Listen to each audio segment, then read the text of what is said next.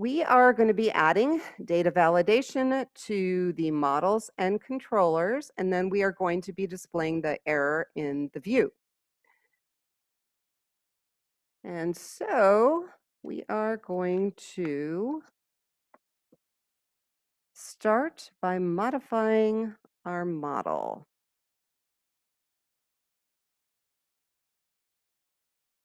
I am going to pause while I enter these attributes. Make sure you add the using statement at the top. That's the very first thing you should add because otherwise it's not going to let you. So I have entered everything in here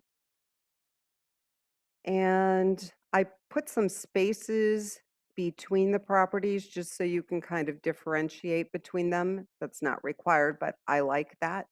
So now I'm going to save.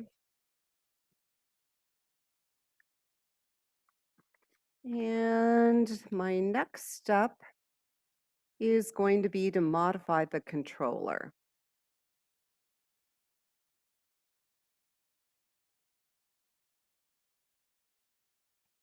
So let me find it.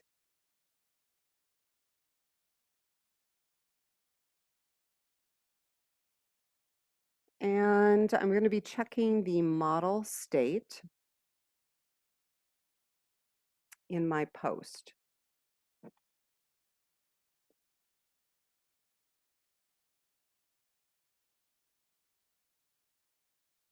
So I'm going to say if the model state dot is valid, then go ahead and call calculate future value. But if it's not valid and there's errors, then I don't want that to happen. So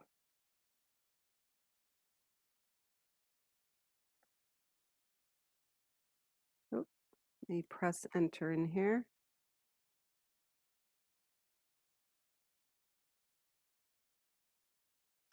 And then I've got my return view model.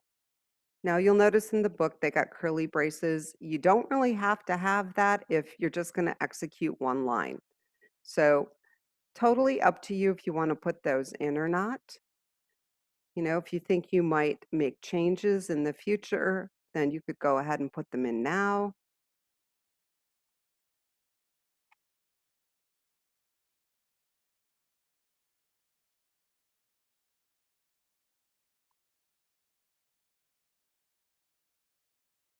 And then we return our model to our view. So I'm going to save this. And then the last thing we have to do is go into the view and display those error messages. And the way the author wants us to do it is the quick and simple way, which is at the top of the form. So we're going to do a little division here.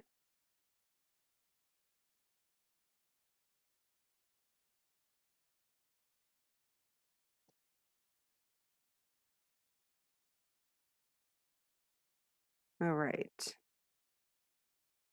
So at this point,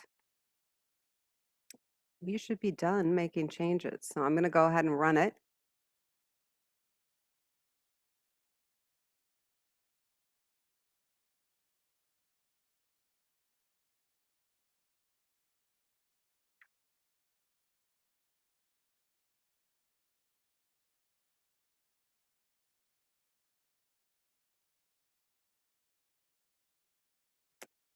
And for our monthly investment, the range is 1 to 500. So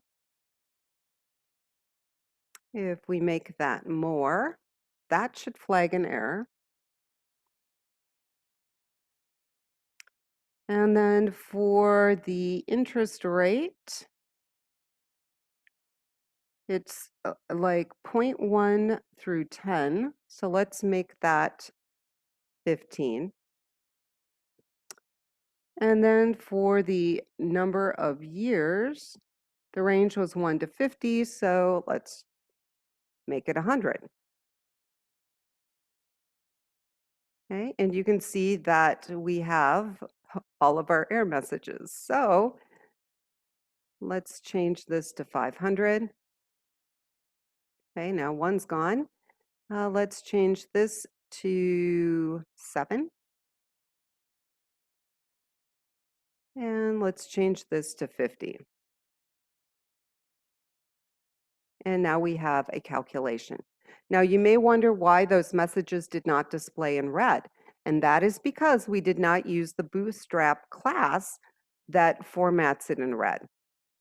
So if we wanted them to display in red, we would have to add class equal text dash danger. Okay, and then let me reload.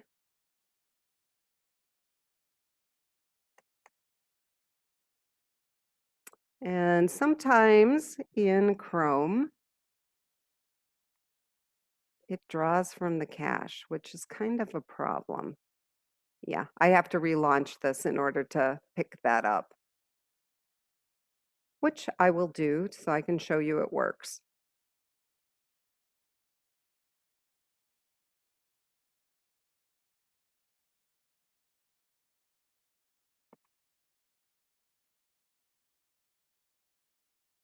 Okay, so now it's red.